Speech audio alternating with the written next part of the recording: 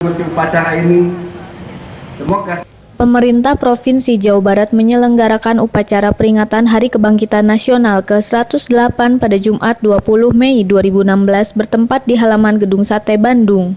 Sekretaris Daerah Iwa Karniwa selaku Inspektur Upacara dalam amanatnya mewakili Menteri Kominfo Rudiantara berharap Indonesia dapat unggul dalam persaingan global dengan ASEAN maupun dunia khususnya bidang ekonomi, sosial, dan politik. komitmen terhadap NKRI ini penting saya tegaskan kembali pada upacara peringatan Hari Kebangkitan Nasional yang ke-108 ini. Mengingat setelah sekian lama berdiri sebagai bangsa, ancaman dan tantangan akan keutuhan NKRI tidak selangkah pun surut. Bahkan melalui kemajuan teknologi digital, ancaman radikalisme dan terorisme misalnya mendapatkan medium baru untuk penyebaran paham dan prakteknya.